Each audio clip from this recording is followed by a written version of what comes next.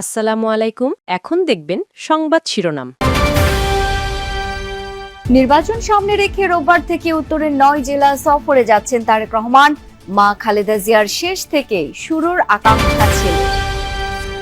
জামায়াত আমিরের সাথে ইইউ প্রতিনিধির সাক্ষাৎ, সুষ্ঠু নির্বাচন নিয়ে আলোচনা, শিগগিরই ১১ দলীয় জোটের আসন সমঝোতা নিয়ে সিদ্ধান্ত জানালেন তাহের। জকসু নির্বাচনে ১৪ কেন্দ্রের ফল প্রকাশ, ভিপি পদে শিবির ও ছাত্রদল প্যানেলের হাড্ডাহাড্ডি লড়াই, পূর্ণাঙ্গ ফল পেতে লাগবে আরো কয়েক ঘন্টা।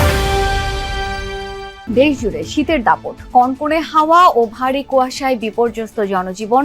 মৌসুমের সর্বনিম্ন তাপমাত্রা নওগাঁয় ৬.৭ ডিগ্রি সেলসিয়াস। এতক্ষণ দেখছিলেন সংবাদ শিরোনাম, এখন দেখবেন বিস্তারিত। ১১ জানুয়ারি থেকে ৪ দিনের সফরে উত্তরাঞ্চলের ৯ জেলায় সফর করবেন বিএনপির ভারপ্রাপ্ত চেয়ারম্যান তারেক রহমান। সকালে বিএনপির পক্ষ থেকে সরকারের কাছে নিরাপত্তা চেয়ে চিঠিও দেওয়া হয়েছে। এই সফরে থাকছে না কোনো রাজনৈতিক কর্মসূচি। তারেক রহমান এই সফরে বিশিষ্ট ব্যক্তি, নিহত জুলাই যোদ্ধা এবং গণতান্ত্রিক আন্দোলনের শহীদদের কবর জিয়ারত করবেন। ওই চিঠিতে আরও জানানো হয়, সফরটি মূলত ধর্মীয় ও সামাজিক অনুষ্ঠানের অংশ হিসেবে আয়োজন করা হয়েছে।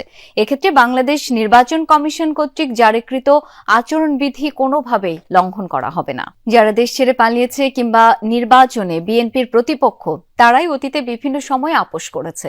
এই মন্তব্য করেছেন বিএনপির স্থায়ী কমিটির সদস্য আমির খসরু মাহমুদ চৌধুরী। বলেন, একমাত্র বেগম খালেদা জিয়াই জীবনের শেষ দিন পর্যন্ত কোনো ধরনের আপোষ করেননি।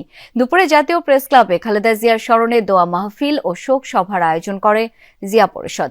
সেখানে আমির খসরু বলেন, নেত্রীর এই ত্যাগ ও আপোষহীনতার জন্যই বিএনপি নেতাকর্মীরা এতটা সাহসী। তিনি আরো বলেন, জিয়াউর রহমান ও খালেদা জিয়ার গণতন্ত্রের মশাল এখন তারেক রহমানের হাতে।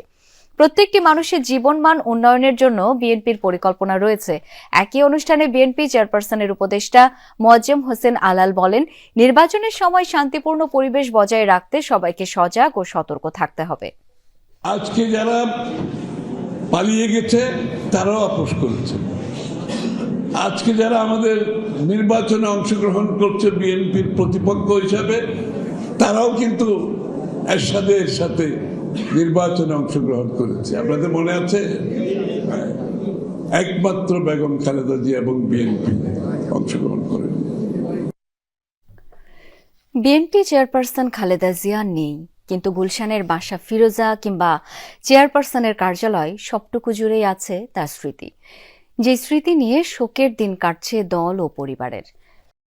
আইনশৃঙ্খলা বাহিনী যেভাবে একটি দলের দিকে ঝুঁকে পড়েছে, প্রশাসন যেভাবে আনুগত্য দেখাচ্ছে, তাতে অতীতের মতো আরেকটি পাতানো নির্বাচনের শঙ্কা প্রকাশ করেছে জামায়াত।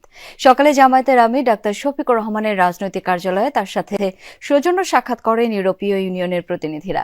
সাক্ষাৎ শেষে নায়েবে আমির সৈয়দ আবদুল্লাহ মোহাম্মদ তাহের বলেন, যদি এবারও পাতানো নির্বাচন হয় তাহলে দেশ আবার ধ্বংসের দিকে এগিয়ে যাবে। তাই পরিস্থিতি নিয়ন্ত্রণে সরকার ও নির্বাচন কমিশনকে পদক্ষেপ নেওয়ার আহ্বান জানান তিনি। অবাধ ও নিরপেক্ষ নির্বাচনের প্রত্যাশার কথা ইইউকে জানিয়েছে জামায়াতে ইসলামী।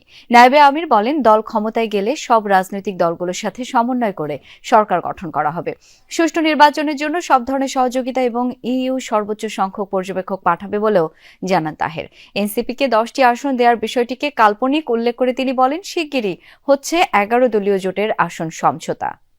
ল এনফোর্সিং অথরিটি যারা আছে, ইনক্লুডিং সেনাবাহিনী, যেভাবে একটি বিশেষ দলের প্রতি ঝুঁকে পড়েছে। জগন্নাথ বিশ্ববিদ্যালয় কেন্দ্রীয় শিক্ষার্থী সংসদ জকসু নির্বাচনের ভোট গ্রহণ শেষ হওয়ার 22 ঘণ্টা পরও চলছে গণনা। ঘোষণা করা হয়েছে 14টি কেন্দ্রের ফলাফল। মিলছে ছাত্রদল ও শিবিরের মধ্যে হাড্ডাহাড্ডি লড়াইয়ের আভাস। ভিপি পদে এগিয়ে ছাত্রদল সমর্থিত ঐক্যবদ্ধ নির্ভীক জবিয়ান প্যানেলের একেএম রাকিব এখন পর্যন্ত পেয়েছেন 1673 ভোট। নিকটতম প্রতিদ্বন্দ্বী ছাত্র শিবির সমর্থিত অদম্য জবিয়ান ঐক্য প্যানেলের রিয়াজুল ইসলাম পেয়েছেন 1424 ভোট। জিএস পদে এগিয়ে শিবিরের আব্দুল আলিম আরিফ পেয়েছেন 1612 ভোট। নিকটতম প্রতিদ্বন্দ্বী ছাত্রদলের খাদিজাতুল কুবরা পেয়েছেন 793 ভোট। এজিএস পদে এগিয়ে শিবিরের মাসুদ রানা পেয়েছেন 1466 ভোট। নিকটতম ছাত্রদলের আতিকুল ইসলাম তানজিল পেয়েছেন 1297 ভোট। প্রায় 22 ঘন্টা পেরিয়ে গেছে ভোট গ্রহণ শেষ হওয়ার। গতকাল বিকেল 3:30টায় ভোট গ্রহণ শেষ হয়েছে। এখন পর্যন্ত 22 ঘন্টারও একটু বেশি পার হয়ে গেল। 14টি ভোট কেন্দ্রের ফলাফল এখন পর্যন্ত ঘোষণা করা হয়েছে। এখনো প্রায় 24টি বা 23টির মতো বাকি, 39টি মোট কেন্দ্র। ফলে কিছুক্ষণ আগেই আমাদেরকে ঘোষণা করা হলো বা জানানো হলো যে 3টি ভোট কেন্দ্রের ফল 1 ঘন্টা লাগছে সেই 3টি ভোট কেন্দ্রের ফল ঘোষণা করতে। সেই হিসাব করলে আসলে প্রায় রাত 10টা বেজে যেতে পারে বলে আমরা ধারণা করছি চূড়ান্ত ফল ঘোষণার। মেশিনের মাধ্যমে এবং ম্যানুয়ালি দুইভাবে আসলে ভোট গণনা চলছে। এখন কিছুক্ষণ পরপর একটি একটি করে ভোট কেন্দ্রের ফলাফল ঘোষণা করা হচ্ছে।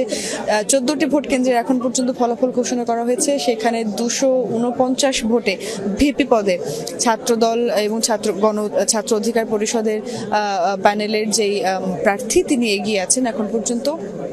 এবং এছাড়াও মোট 21টি মোট পদ।